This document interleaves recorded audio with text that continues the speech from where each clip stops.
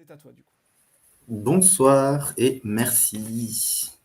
Donc, j'espère que vous m'entendez. Je vais laisser quelques secondes pour qu'il y ait un retour éventuellement sur le son. Je vais essayer de parler fort parce que je suis pas. J'essaye de voir si ça a l'air d'être nickel. Ok, bah, parfait. Donc je me présente, oui, Christophe chez La Vie. Je suis meneur de jeux pro sous l'alias Christophe, qui est mon vieux pseudo de gothique quand j'avais 18 ans. Je suis sinon intervenant en pratique culturelle à l'Université de Bordeaux, dans le cadre justement du jeu de rôle. Je suis auteur de jeux de rôle j'ai été auteur sur les Chroniques des Féales, là sur les Héritiers en ce moment. Aussi sur Crystal, en fait, donc voilà, chez plusieurs éditeurs, et illustrateur pour l'instant en semi-pro, mais c'est en cours de professionnalisation. Voilà, moi je vais vous parler d'un point, enfin de ma posture d'enseignant, de pédagogue, et également avec un champ en fait psychanalytique, puisque c'est aussi un domaine auquel je m'intéresse et dans lequel je fais de la recherche. Donc aujourd'hui, je vais vous parler voilà, du personnage de jeu de rôle. En fait, il est donc une interface d'apprentissage et d'expérience. En premier lieu, je vais revenir sur le concept de personnage et ce qu'il recouvre pour que l'on puisse avancer dans le raisonnement. Donc personnage, ça dérive de persona, du latin persona qui indique un rôle au théâtre, en fait. Un rôle aussi sur la scène ou dans la vie sociale. Ça se rapporte également aux personnes peuplant une œuvre dans la littérature, la peinture ou autre. Dans le jeu de rôle, le personnage, ça se rapproche plutôt de la deuxième définition. En tout cas, il faut l'entendre comme quelque chose d'assez inédit puisque le personnage du jeu de rôle n'est pas l'identité, en fait, le rôle social. Il n'est pas non plus, en fait, l'avatar que l'on retrouve plutôt dans le vocable du jeu vidéo ou des MMORPG. Au-delà de cette définition par exclusion, on pourrait dire que voilà, le personnage n'est pas non plus excusez-moi, je continue la définition par exclusion. Le personnage n'est pas non plus en fait le personnage de la littérature. C'est pas un personnage qui est inscrit dans une diégèse préécrite et donc fonctionnel au sens où il sert une fonction du récit en fait. Voilà. Il n'est donc pas l'identité du joueur, son identité sociale. Il n'est pas l'avatar dans lequel le joueur incarne sa conscience extérieure, comme on ferait d'un costume. Hein, ça, c'est un peu le personnage de rôle. Et il n'est pas un rôle au service du récit, en fait, ou d'une fonction du récit. Dans le jeu de rôle, il est une entité, en fait, qui est duale, en fait. Qui est une sorte de dualité fusionnée entre le personnage et le joueur. Donc, cette entité duale permet, selon moi, en fait, l'immersion et l'engagement des joueurs et des joueuses d'une manière qui est inédite par rapport à d'autres formes narratives. Et ça, je le reprends de Olivier Caïra, en fait, qui l'a précisé à plusieurs reprises dans ses ouvrages, en particulier Les Forges de la fiction. Le jeu de rôle, en fait, favorise cette identification, en fait, au personnage. Et cette identification, elle mobilise en fait plusieurs connaissances chez le joueur et chez la joueuse, des connaissances qui vont en plus être développées, apprises au travers de l'expérience ludique. Donc ce qui m'intéresse, c'est que ce contrôle de ce personnage et les conséquences du choix du joueur vont donner ce statut très différent à l'identification dans le jeu de rôle. Cette identification se reposant donc du coup sur plusieurs connaissances que le joueur est amené à développer par le biais en fait de ses choix, de son interprétation, de la prise en main ou de l'évolution de son personnage. Ce qui va m'intéresser, c'est de savoir en quoi ces personnages qui sont joués dans un JDR, en fait, ils influencent les joueurs et les joueuses eux-mêmes. En quoi cette influence, elle relève de procédés d'apprentissage et est-ce que cette influence est-elle un facteur d'apprentissage pour les joueurs et les joueuses et au-delà de ça, voire même un facteur d'expérience en fait pour eux.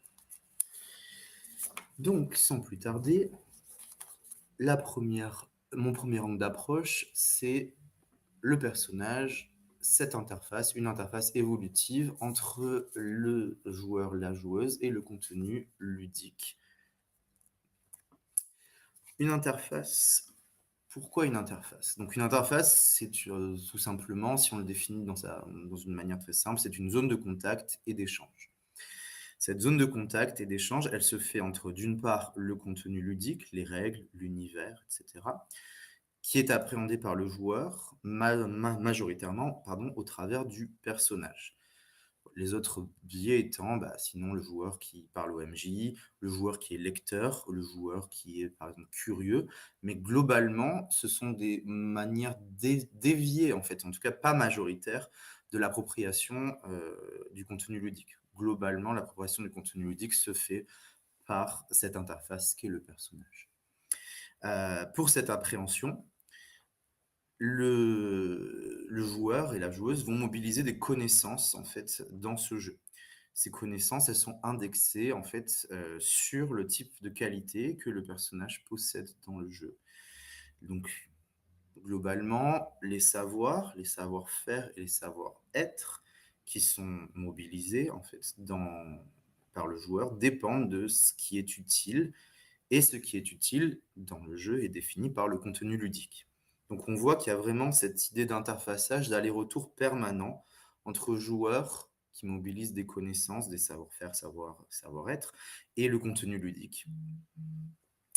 Euh, le type de personnage, donc du coup, dans le jeu, va mobiliser des connaissances très spécifiques, en fait. Par exemple, un joueur qui joue un mage va devoir mobiliser des connaissances pour pouvoir apprendre les règles de magie, ou si c'est un personnage voyageur qui vient d'une région particulière, en fait, il va mobiliser aussi des connaissances sur la région dont son personnage vient, qu'un autre joueur étranger à cette région ne mobilisera pas de la même manière.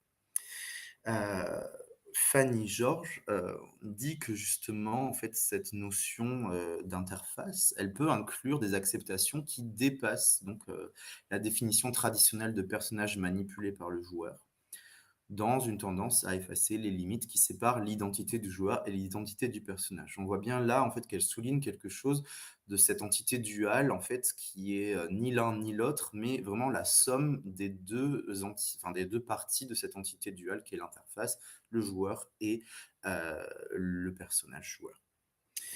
À titre d'exemple également, par exemple Nephilim, qui est un jeu de 1992 chez Multisim, qui propose aux PJ, enfin aux joueurs, d'incarner des personnages qui sont des esprits élémentaires qui traversent l'histoire en se réincarnant et qui effectuent des quêtes occultes basées sur des éléments de la réalité, hein, même s'il y a des extrapolations pour coller au lore du jeu.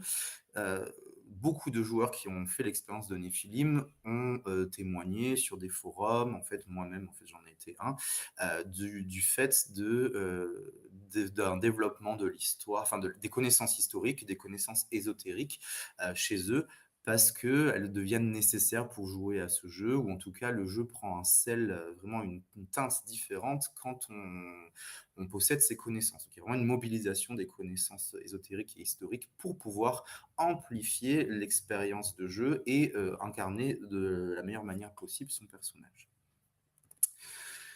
D'autre part, cette interface, elle est évolutive. Évolutive puisque le contenu ludique qui va modifier cette interface en fait d'une manière unique et d'une manière profonde.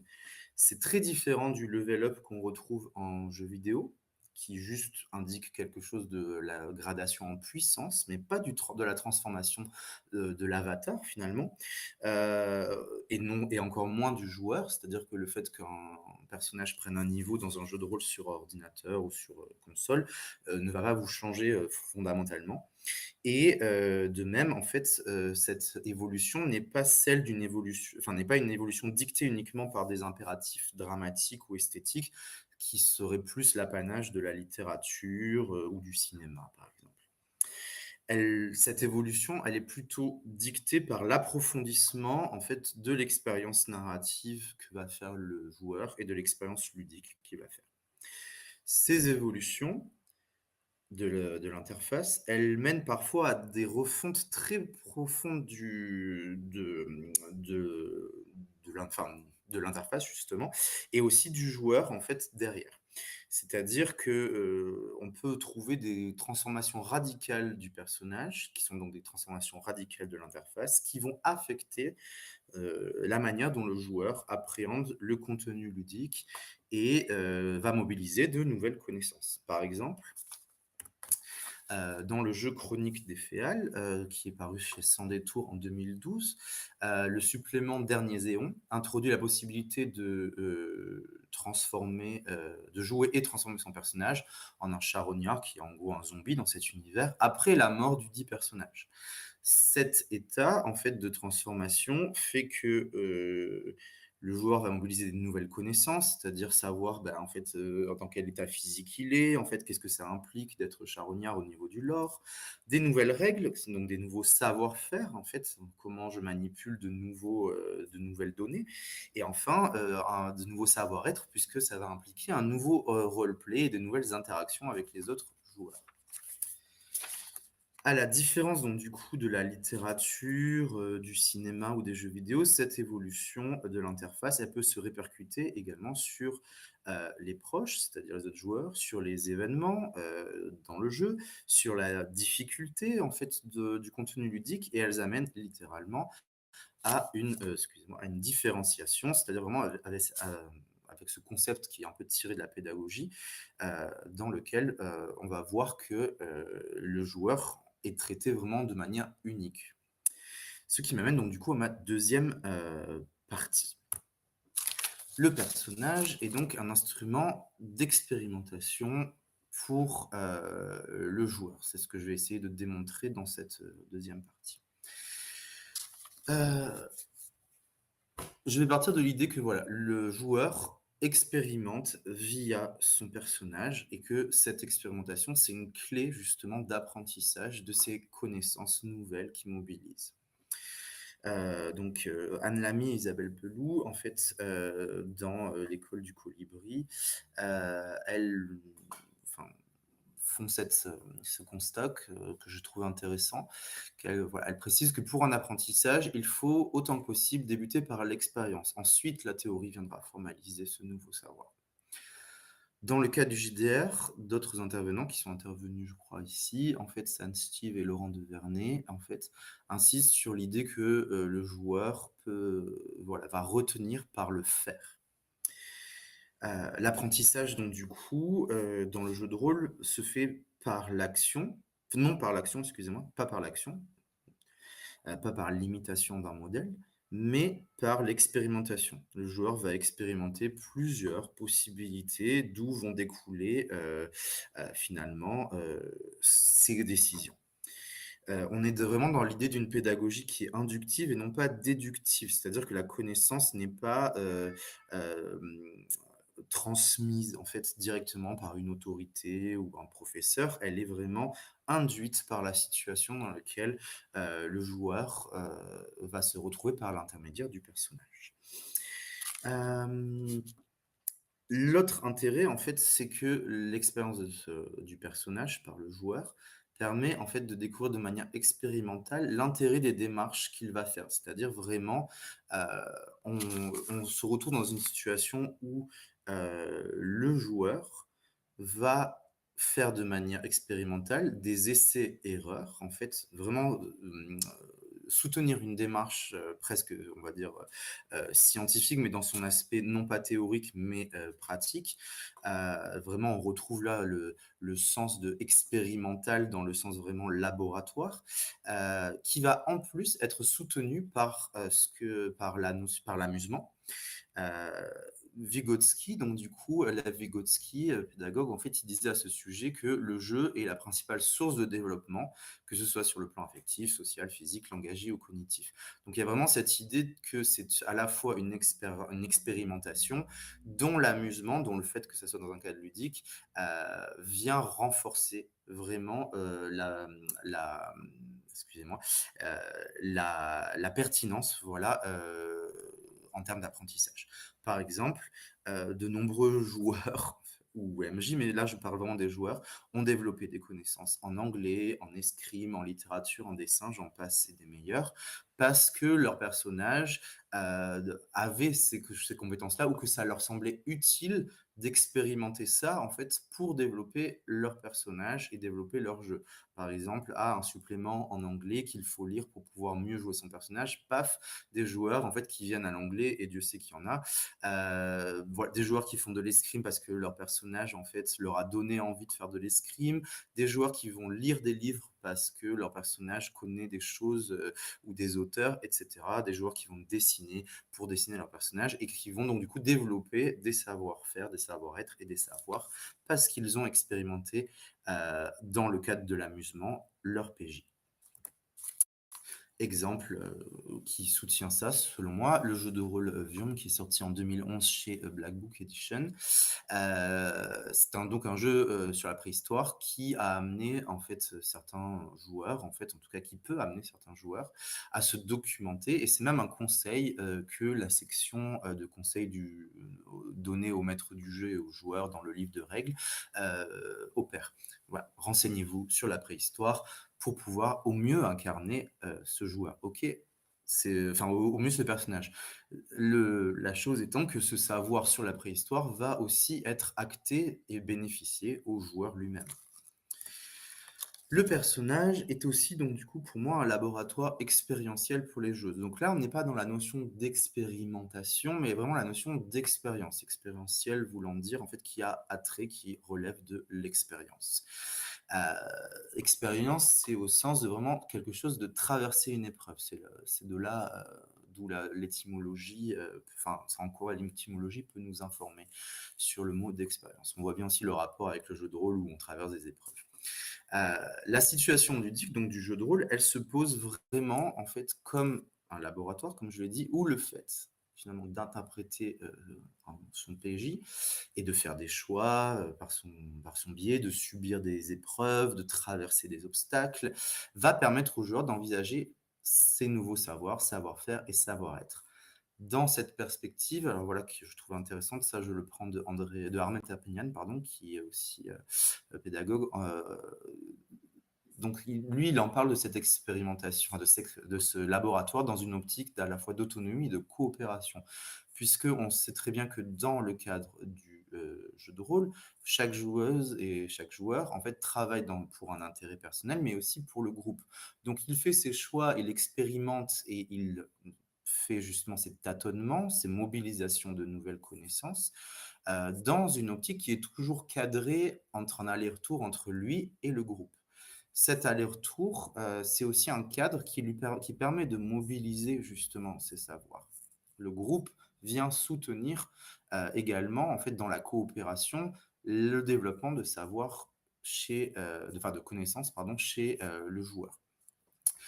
De plus, contrairement à un apprentissage, classique ou à un jeu de société à but, donc du coup de victoire ou un jeu vidéo également, chaque, joueur en fait n'a comme objectif que de devenir meilleur que soi-même. Il n'y a pas de notion de compétition dans le jeu de rôle et la seule ennemie, si on peut dire, ce serait soi-même dans l'idée de devenir meilleur, d'améliorer son personnage, d'améliorer aussi au-delà du personnage, le joueur, d'améliorer son roleplay, d'améliorer sa connaissance du jeu, d'améliorer ses manières de maîtriser les règles et les éléments dont il a besoin pour jouer.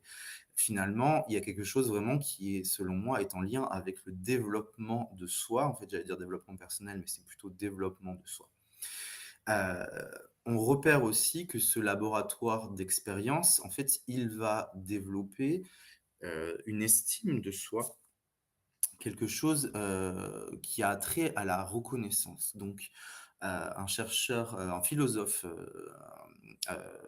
finnois en fait, si je n'écorche pas son nom, c'est Iki Ikaimo, parle justement de cette idée de reconnaissance comme un besoin vital en fait de l'être humain et ce besoin vital, il est dans le cadre du jeu de rôle amené justement par le personnage, médiatisé par le personnage, puisque ses actions au personnage vont être reconnues à la fois par le cadre, c'est-à-dire victoire parce que le jet de dés ou l'action, a été sanctionnée positivement, par le cadre. Elle est reconnue par les pairs, donc les autres joueurs qui, vont apprécier, reconnaître, les actions du personnage et aussi par le joueur qui, peut dégager une certaine fierté, une certaine estime de ses actions et du rôle qu'il joue à la fois pour lui dans la narration et aussi dans le groupe.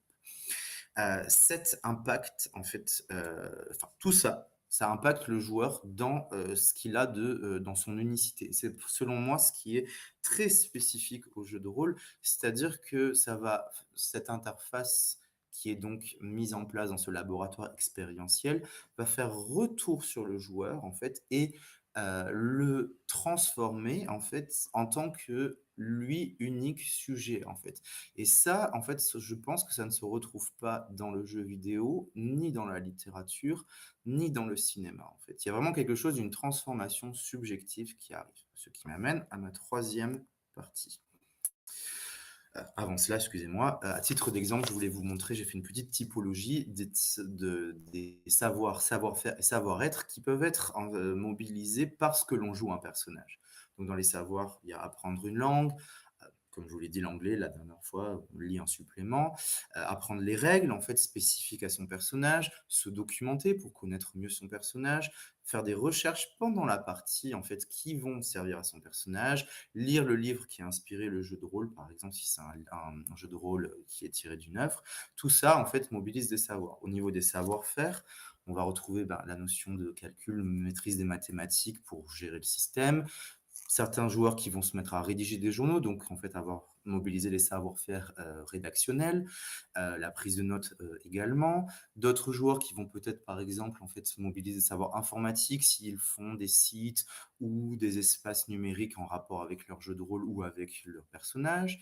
D'autres joueurs qui vont développer des capacités de dessin ou même d'éloquence, hein. Celles-là, on les connaît, elles sont particulièrement appréciées enfin, mises en avant par les joueurs qui témoignent de leur expérience, d'à quel point ils ont pris en capacité de prise de parole justement grâce au jeu de rôle. Et enfin, les savoir-être, on peut voir un développement du respect mutuel. Beaucoup de joueurs insistent sur la capacité d'écoute que le jeu de rôle a développé chez eux, sur la capacité de prise de parole en groupe, sur la notion d'entraide que l'on peut retrouver et qui se développe par cette pratique. Et enfin, la confiance en soi et l'autre. Mais il y en a d'autres. Donc, je vais finir sur l'idée que le personnage, au-delà même d'un apprentissage, en fait, c'est un apprentissage subjectif, c'est une expérience en soi.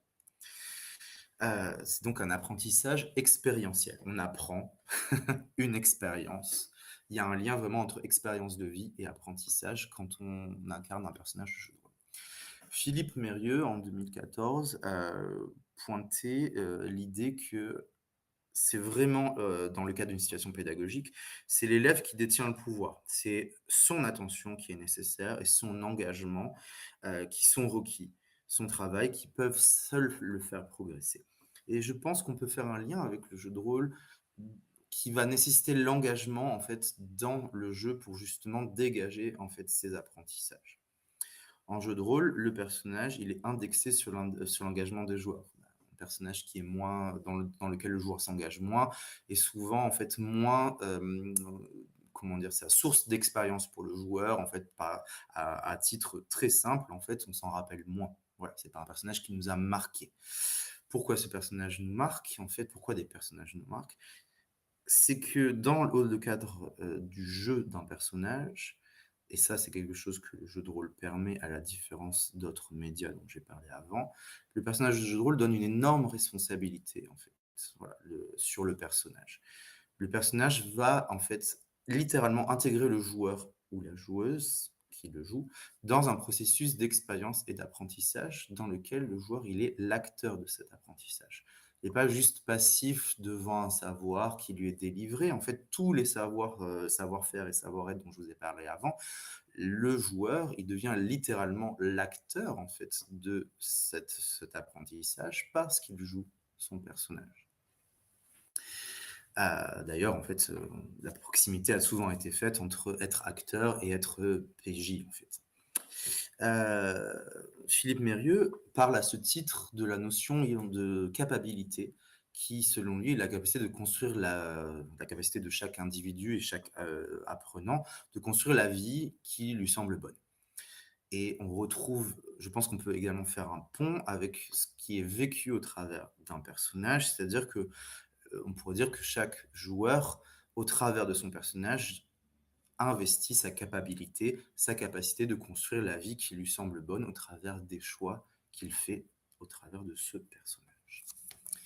Enfin, au-delà même de l'apprentissage d'une expérience et des phénomènes qui sous-tendent, cette expérience, j'aimerais aussi ajouter, voilà, que le personnage est une expérience subjective en soi. C'est vraiment cette interface, au même titre qu'une expérience de vie, en fait, en est une. Pour ça, en fait, je vais me baser sur plusieurs, auteurs, en fait, et d'autres intervenants, de précédents colloques, auxquels j'ai participé. Hem Selon moi, on peut faire un lien entre le personnage jeu de rôle et ce que Winnicott, a appelé, ce que le psychiatre Winnicott a appelé, l'espace transitionnel, c'est-à-dire, heu, cet espace qui est ni psychique ni réel, mais qui est au confluent, en fait, à la frontière des 2. Donc on retrouve encore cette idée d'interfaçage, hein, heu, puisque, on pourrait dire à la manière, de Fanny Fournier que, le personnage est un espace, en fait, entre le monde interne, du joueur et le monde extérieur qui est, dans ce cas-là, la situation ludique à laquelle le joueur participe. Cet espace transitionnel qui est, mobilisé dans le jeu de rôle, c'est un espace de sécurité pour, que le joueur ou la joueuse fasse des expériences, finalement. Des expériences qui sont parfois inédites. Pensons par exemple à un joueur, homme qui fait, au travers de son personnage, l'expérience de jouer d'être une femme, en fait. Même s'il ne deviendra pas fondamentalement une femme, il fera cette expérience par l'espace transitionnel permis, en fait, par l'interface qu'est le personnage.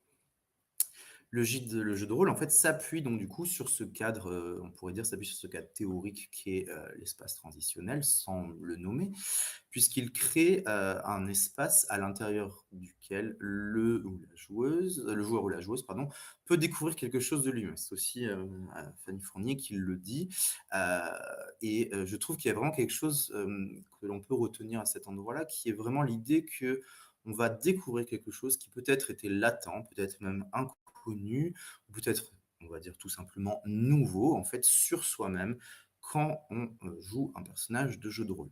Je reviens sur ce que j'ai dit avant, la capacité, par exemple, à prendre la parole en public, la capacité à, maîtriser un système mathématique. Souvent, des joueurs, en fait, s'étonnent eux-mêmes de pouvoir arriver à faire des choses, qu'ils n'arrivaient pas à faire avant ou qui leur paraissaient compliquées, ou des expériences de vie, en fait, qu'ils ne pensaient pas du tout, appréhender par le jeu de rôle. Ils arrivent à le faire par le jeu de rôle. Hem, Brinson et Lambert, en fait, donc du coup, qui sont voilà, intervenus dans un colloque, il y a quelques années, soulignent justement la continuité de l'expérience ludique avec l'expérience globale du sujet. Et c'est ça que je trouve intéressant, c'est que ces expériences que le joueur fait au travers de son personnage, elles lui apprennent des choses à lui et en fait, il n'y a pas de discontinuité entre ce qui est vécu en jeu de rôle et ce qui est vécu on va dire hors du jeu de rôle, en fait. Il n'y a pas, comme on voudrait le voir souvent ou peut-être même, l'imposer, l'idée qu'il y aurait la vraie vie et le jeu de rôle, en fait. Non, il y a une continuité entre les 2. L'expérience qui est faite dans le jeu de rôle, elle est tout autant nourrissante, si je puis dire, elle fait tout autant partie de l'expérience du sujet que l'expérience qui est hors jeu de rôle, en fait. Pour cela, il se basait en fait sur les notions d'affectivité du philosophe, Henry qui, du coup, parle de l'affectivité comme étant vraiment l'épreuve de la vie avec un grand V, et donc l'affectivité, c'est vraiment l'ensemble des expériences affectives de soi-même dans tous les aspects de nos vies et dans tous les aspects des expériences que l'on fait. C'est-à-dire que c'est pas à un moment, en fait, je suis déconnecté de ce que je fais. En fait, il y a toujours cette idée de présence à soi-même, en fait, d'épreuve littéralement de la vie. Et cela même quand on joue à un jeu de rôle, en fait, j'aimais bien l'exemple qu'ils avaient donné à l'époque que, pour certains joueurs, en fait, par exemple, qui jouerait, je ne sais pas, à Forgotten Realms dans Donjons& Dragons, les royaumes oubliés sont peut-être même plus réels en fait dans leur expérience que, je ne sais pas, l'Afrique du Sud où ils sont jamais allés en fait. Voilà. En conclusion, je vais donc résumer en vous disant que le jeu de rôle, permet donc un développement de connaissances, enfin le jeu de rôle, le fait de jouer un personnage de jeu de rôle, excusez-moi, permet donc le développement de connaissances, savoir, savoir-faire, savoir-être, chez les joueurs et les joueuses et qui s'appuie donc du coup, ce développement de connaissances, sur cet aspect d'interfaçage, vraiment de porosité, que permet, le, personnage de jeu de rôle.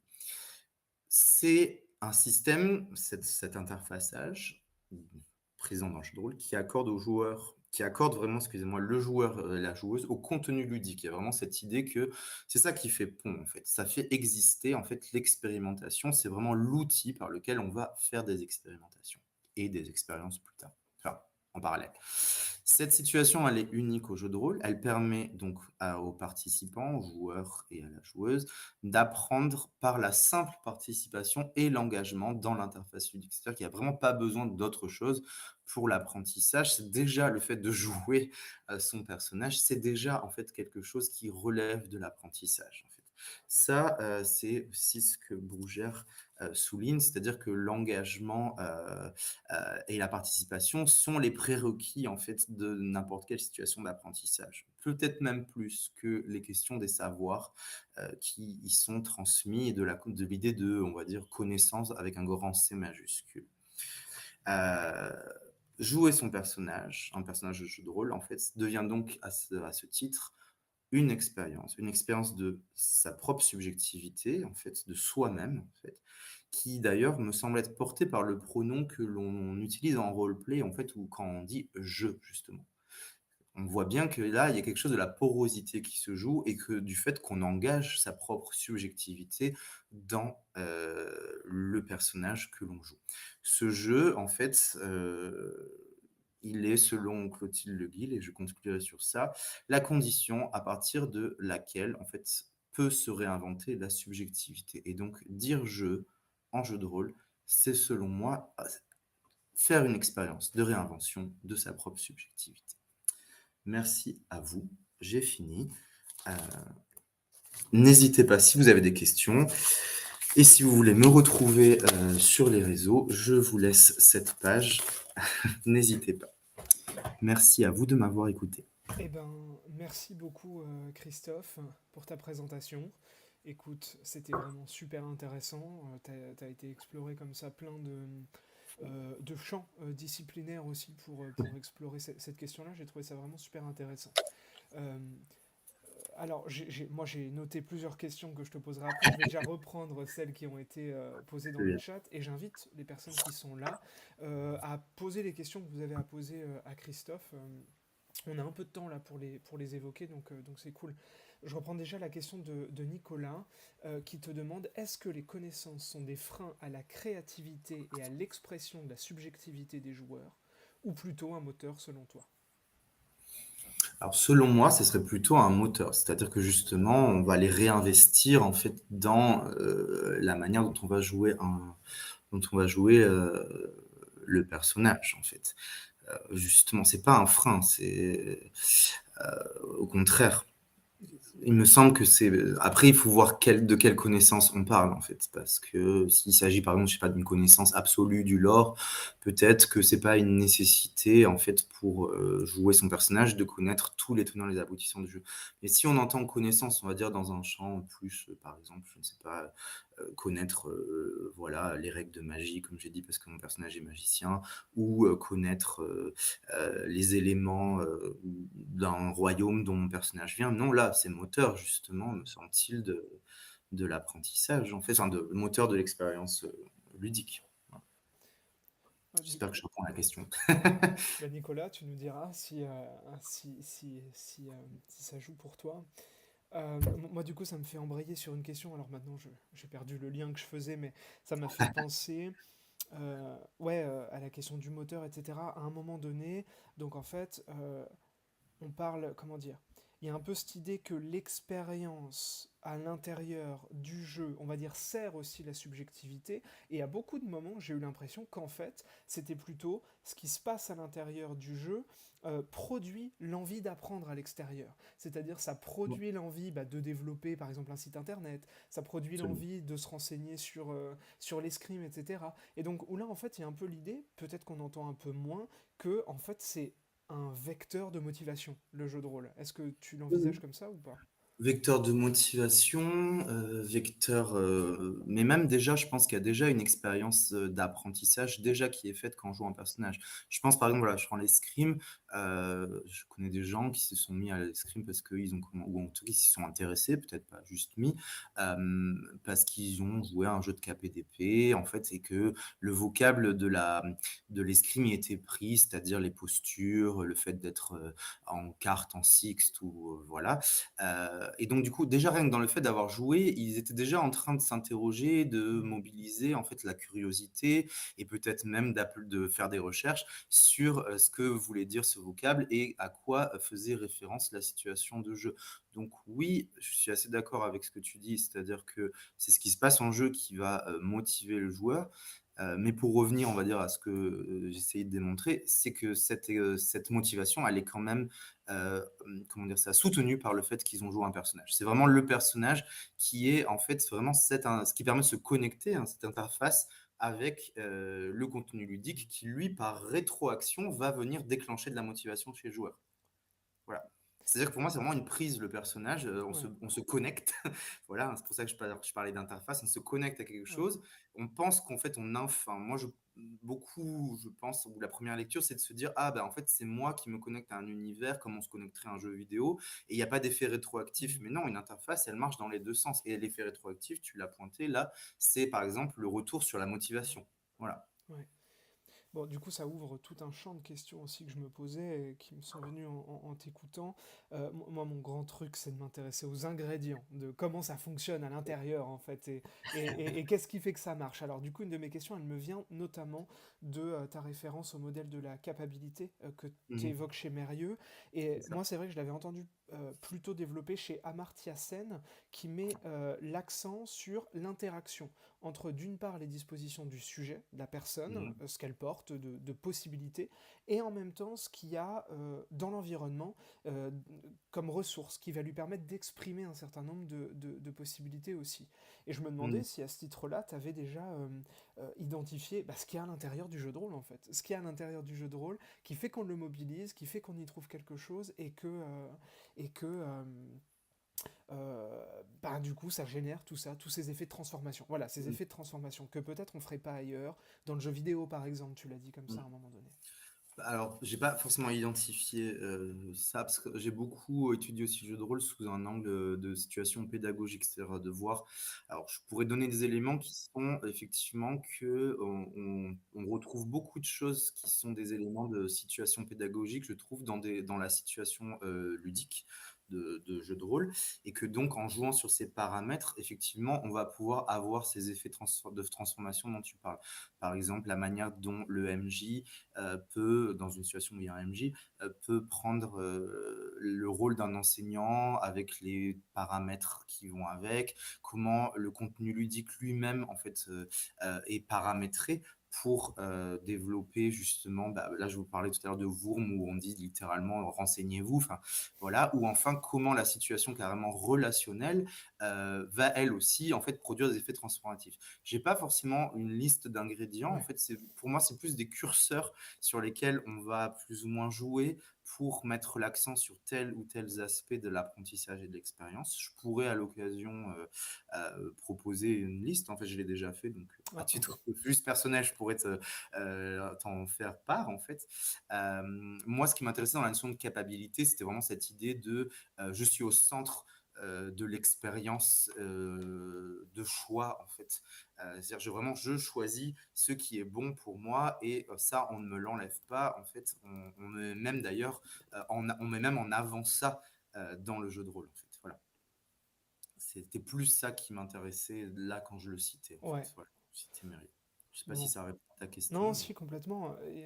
Et il y a Merlin aussi dans le chat qui nous dit que ça entre en résonance avec la thématique de son mémoire et qui aimerait aussi pouvoir échanger sur cette liste-là un petit peu N'hésitez pas à que me tu peux avoir joindre, produit. voilà, sur les réseaux, je suis joignable, il y a pas de Hmm, souci. Je donnerai cool, j'essaierai de répondre dans trop la bien. mesure du possible, Ouais, sans il nous dit que son mémoire porte sur l'apprentissage de la gestion de conflits par le jeu de rôle. Et ah c'est oui. vrai que moi, spontanément, ce qui me serait venu des apprentissages directs, enfin de comment dire, de la transformation directe, parce qu'on a vu que dans un cas, il y a une forme, ouais, effectivement, tu parles d'interface pour dire, hop, Mmh. expérience, génère une forme de motivation, apprentissage, qui va, comme ça entraîne une boucle. Boucle, absolument. Ouais, et c'est vrai que là, sur la question de la gestion de conflit, en fait, j'ai l'impression que dans le jeu de rôle, on Oui. apprend des choses qu'on n'est pas forcément allé chercher de manière indirecte et sans le savoir, quoi. C'est-à-dire, C'est ça. ben, on en échangeait un peu tout à l'heure en off sur nos Mmh. pratiques, notamment en ITEP. C'est vrai que moi, je me rends compte que les jeunes, bah, ils apprennent progressivement à entretenir des liens apaisés entre eux, sans Mmh. forcément le chercher, sans forcément le désirer même des fois, mais que ça se fait un peu quoi, comme ça, parce que le jeu demande ça, et donc on essaye de... Voilà, ouais. Oui, parce que le jeu et même oui, voilà, la situation ludique globale, en fait, hein, ce qui est quand même déjà, on joue ensemble à un jeu, ça c'est la première chose. Mais en plus de ça, c'est-à-dire, c'est on joue ensemble à un jeu, mais c'est pas le Monopoly où on est en conflit. On joue Mhm, ensemble à un mhm. jeu dont le jeu lui-même nous dit, vous êtes en équipe, et c'est même une condition sine qua non. Il y a très peu de jeux, en fait, de jeux de rôle, j'en ai peu, enfin même pas, qui me viennent à l'esprit, où vraiment l'accent il est mis sur vous avez joué à un jeu de rôle et en fait la compétition c'est le cœur en fait de Mhm. notre justement il y en a un sûrement je vois Fibre qui fait oui je pensais à Bimbo là c'est le premier qui me vient où il y a une sorte de semi coopération on est ensemble on veut faire le film mais en même temps chacun des personnages essaie de tirer la couverture à soi pour être la star du film voilà bon ça peut exister effectivement toujours pareil c'est une question de curseur on peut plus ou moins les emmener mais globalement, c'est quand même cette idée de jouer en groupe parce que l'entité groupe va permettre de trouver des forces que l'on n'a pas dans son personnage et de pouvoir justement continuer à vivre le récit. Il me semble que c'est intéressant de voir que justement là on est du côté des savoir-être, le jeu de rôle qui développe des savoir-être de collaboration, de coopération, de mise en commun, d'écoute, parce que justement aussi souvent ce qui se passe avec des publics jeunes en ITEP, pour l'avoir fait aussi, c'est cette idée de vouloir parler par-dessus l'autre, Mhm. de vouloir encore être dans une dimension de prendre la place. En fait, il y a aussi ça en fait, c'est-à-dire fonctionner en groupe mais même au-delà du personnage. Et là, il y a vraiment une rétroaction, ne serait-ce que par exemple quand le meneur du jeu utilise l'outil du tour de table. Ouais. Voilà, ne serait-ce que ça, en fait, il y a une rétroaction sur les joueurs où ils vont être amenés à faire euh, chacun à son tour et laisser la parole aux uns aux autres.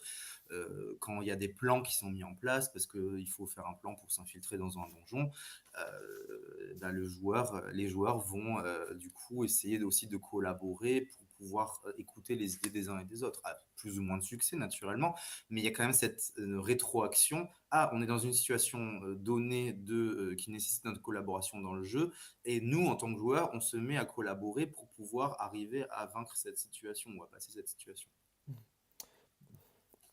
Encore des Voilà. trucs qui me viennent. Je vais faire une dernière Oui. remarque et puis entendre ta réponse et tout. Fibre, juste, on t'entendra pas si tu veux intervenir, donc je t'invite à le faire dans le chat, mais c'est vrai que j'ai pas réussi là, à paramétrer de sorte à ce qu'on puisse Ah, avoir aussi ta voix. Je suis le langage désolé. non verbal marche bien. Voilà. Donc, si tu veux intervenir, évidemment, bah, et puis tu auras aussi la possibilité de réagir après, quand on repassera sur ton intervention si tu le souhaites. En tout cas, moi, quelque chose me venait, c'est une thématique là qui me vient là et qui est peut-être un peu moins explorée, mais dans le rapport au personnage, dans le lien au personnage, il y a quand même Mhm. quelque chose qui ressemble aussi un peu à quelque chose de l'ordre du maternage, quoi, ou de la filiation.